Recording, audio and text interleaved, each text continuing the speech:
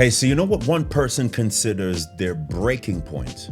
Another person considers their breakthrough point. And the difference is mindset. Hey, I'm Jovan Glasgow, and today I want to teach you the 3 powerful principles that I use and teach my clients to help them develop an unshakable mind. Because I firmly believe that everything you achieve in this life and the level to which you achieve those things is very much connected to your thought life. And I would say this way, that your beliefs drive your behaviors, and your belief is the foundation to your thought life. So here are these 3 principles that are necessary for you to grasp if you're going to have an unshakable mindset and ultimately be able to persist. There's always a conversation between consistency and persistency, and I love the concept of consistency, but today this message is about persistency. I would define persistency as your ability to remain consistent under pressure. Because in order to make progress, you will have to move through pressure. I'll say it this way, that you cannot have the win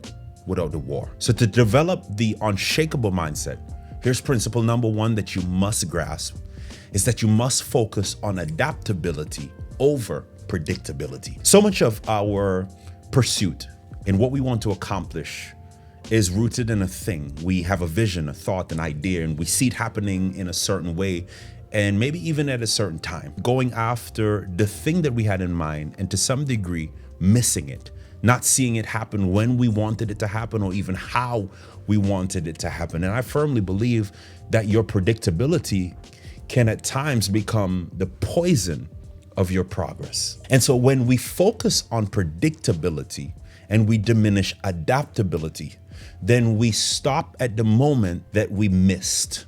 Stop at the moment that we didn't see the thing happen in the way that we expected to see it happen. There's a saying that says you can't change the direction of the wind, but you can always adjust your sails.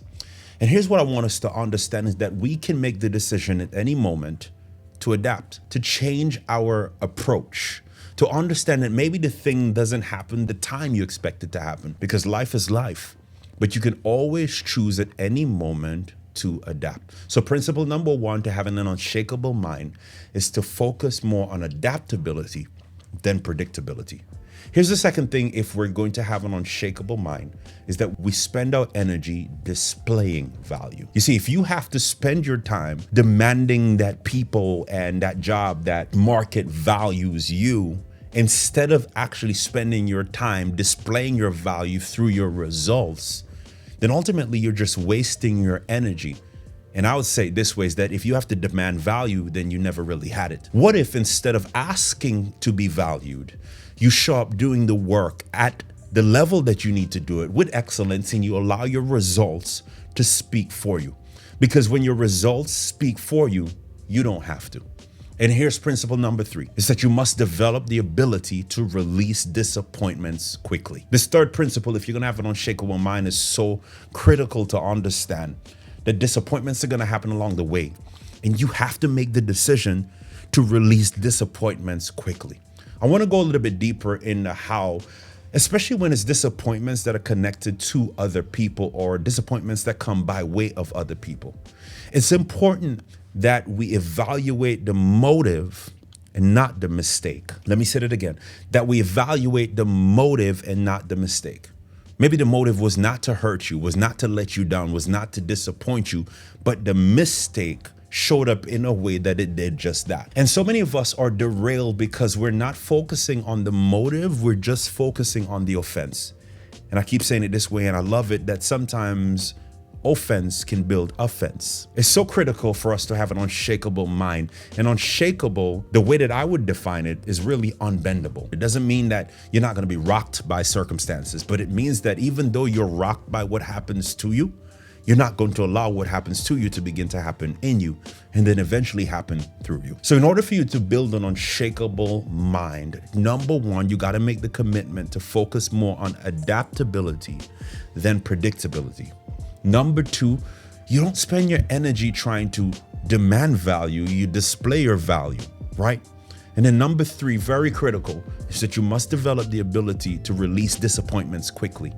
And the way that you do so is that you focus on the motive, not the mistake. I want to encourage you today to get up and go again, to finish, to reignite the fire and the fuel that is necessary and to remain persistent, because the thing that you're going after is worth it. I don't know if you've started a business, or maybe you've started it and you've experienced some early failure.